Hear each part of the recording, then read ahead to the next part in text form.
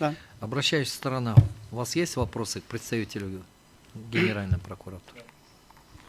Да, уважаемый суд, можно? Давайте. Скажите, пожалуйста, какова позиция Генеральной прокуратуры относительно вынесения частного определения обвинителю? Вы написали в своем возражении только относительно адвокатов. А какова позиция Генеральной прокуратуры? Государственного обвинителя, Да. Ну, это положительно мне. Почему? Потому что как бы у нас в месяц или 2 месяца выносится вот это частное определение по республике. И мы это приветствуем. Почему? Потому что как бы для нас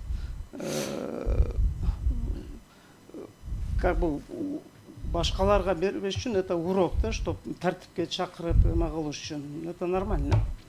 То есть мы как бы статистику не ведем, но где-то в месяц 1 раз выносится частное определение по республике в отношении именно государственного обвинителя. И это нормально. И мы, наоборот, иногда сами просим, чтобы выносили частное определение в отношении государственного обвинителя. Почему? Потому что есть государственные обвинители, которые действительно не подготовлены, даже дело не изучали. И это нам на руки частное определение. Скажите, пожалуйста, является ли, можно ли выносить частное определение, как вы главный надзорный орган, можно ли выносить частное определение, если прокурор не изучил уголовное дело? Да. Он уже ответил же. Хорошо. Давайте вопросы не будем задавать ради того, чтобы задавать вопросы. Хорошо. Я сейчас начну все снимать. Хорошо, В уважаемый суд. основном частное определение выносят именно в отношении следователя. Хорошо. Скажите, пожалуйста, не противоречит ли вынесение частного определения к конституционному закону о прокуратуре, поскольку там не предусмотрено понятие частного определения? Нет, не противоречит. Хорошо, вопросов нет.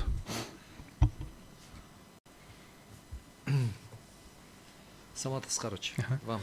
Вот скажите, пожалуйста, вот в своей позиции вы отметили то, что именно реакция суда в виде частного определения по своему содержанию не несет для лица, в отношении которого она выражена, каких-либо уже наступивших правовых обязательств или последствий. Да? Вы здесь отмечаете в своей позиции. Соответственно, в вашей позиции указано то, что именно вынесение частного определения в отношении адвоката, оно как бы не несет какой-либо ответственности. Правильно я понимаю?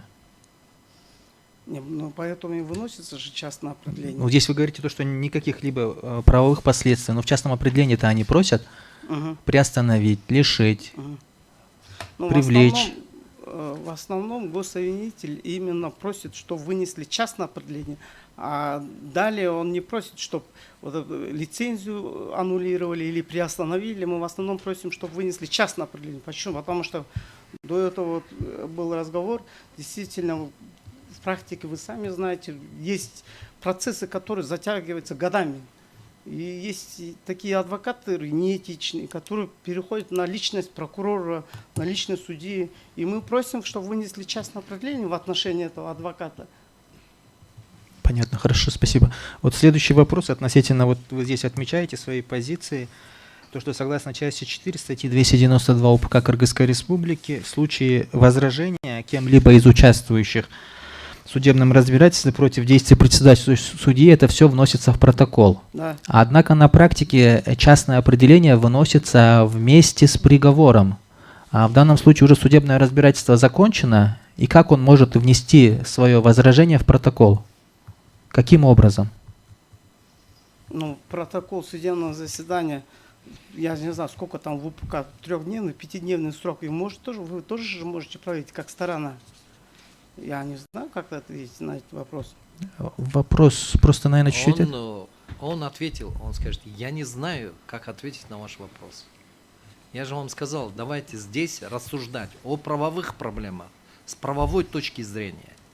Оценки регулятивных каких-то возможностей оспариваемых норм. Есть еще вопросы? Пока нет. Самат Хаштубекович. Вопросов нет. Есть, уважаемый судья, вопросы? Присаживайтесь.